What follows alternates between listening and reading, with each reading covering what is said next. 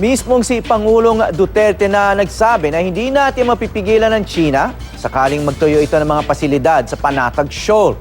Ngunit, hindi raw ibig sabihin na isinusuko na natin ito sa China. May news to go si Dano Tingkungko. Maayong hapon. Can you sit down? Unang beses itong sinabi ni Pangulong Duterte sa Davao International Airport bago tumulak ng Myanmar. Well, we cannot stop China from doing his thing. Hindi nga na para ng Amerikano. At pagdating ni Pangulong Duterte dito sa Naypyidaw sa Myanmar, kung saan una sa agenda niya ang pagkumusta sa Filipino community na nanggaling pa ng Mandalay at Yangon, muli niya itong binanggit. Ngayon, pumunta akong China. I said, I come here in peace. I do not intend to impose the arbitrary ruling of the China West Philippine Sea. But I would like to tell you now that during my term, there will be a time where I have to confront you about this paper, the arbitrary ruling. It will not go beyond the four corners of this document. Now, kung ang China magkuha na sila ng mga oil, mga uranium, or kalabitin ko siya, ako mo rin may-ari niyan. You claim it by historical right, by judgment, I won, and it's mine, but I will not insist on sovereignty or anything like that.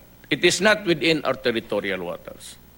Kumbaga ano ka, subdivision ka, in the family of nations, binigyan ka ng sarili mong peace fund, pero outside of your bakod yan. Siningil pa ni Duterte ang Amerika sa usapin ng West Philippine Sea. Tanong ng Pangulo kung may kakayahan daw ang Amerika na makita ang pagtatayo sa Scarborough Shoal at sinusuportahan ng Amerika ang posisyon ng Pilipinas, bakit hindi raw ito namagitan para sa atin? Sabi ko ngayon sa Amerika, bakit hindi mo pinuntahan doon? Ikaw lang may kakayanan eh. Ikaw lang yung may maraming eroplano.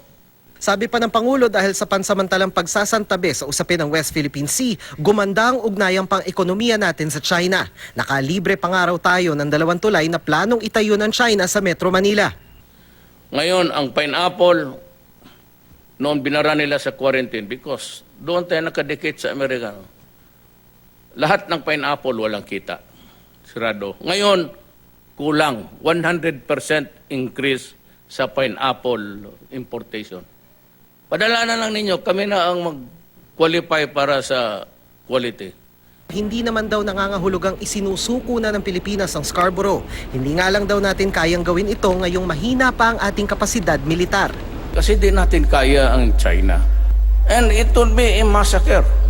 I will have to confront you about the arbitrary ruling. And that would be maybe during the time when you begin to extract minerals. It is not within our territorial waters. But what we are trying to achieve is that we are also recognized to own the entitlements. Ang nakuha lang dyan is the economic zone. Usapin sa teritoryo ng Pilipinas ang supplemental impeachment complaint na planong ihain ni Magdalo Party List Representative Gary Alejano laban kay Pangulong Duterte. Tugon niya dito. Ano bang ginawa nila? Yung grupo nila. What have you done to the country? Nothing. Except to make noise. Ano bang pinagyayabang ninyo na you had your chance to show your bravery? Do not with me. Nandito sa Myanmar ang Pangulo para sa 2 araw na official visit. Nakatakda siya makipagkita kay Myanmar President U Tin Jo, ang unang sibilyang Pangulo ng Myanmar sa loob ng 5 dekada.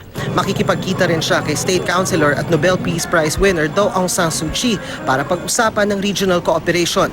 Gayon din ang pulong kay Myanmar Commander-in-Chief Senior General Min Aung Hlaing para pag-usapan ng pagpapalalim ng bilateral defense cooperation ng 2 bansa.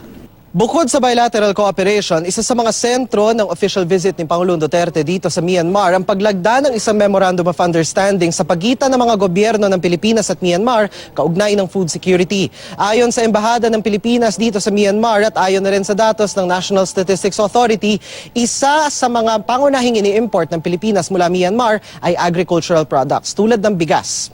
Sabi ng Pangulo kung siya raw ang tatanungin, ayaw na raw niyang bumiyahe pero kailangan daw niya itong gawin bilang tayo ang ASEAN Chair ngayong taon. Ayaw ko na mag-travel kasi tanda na ako. Talagang Tutulog na nga yung iba dyan.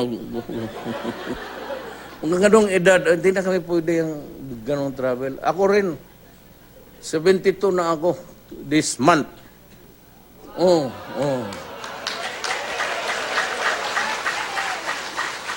Ayaw na, but I have to do the rounds because it is needed. Dano Tingko, GMA News.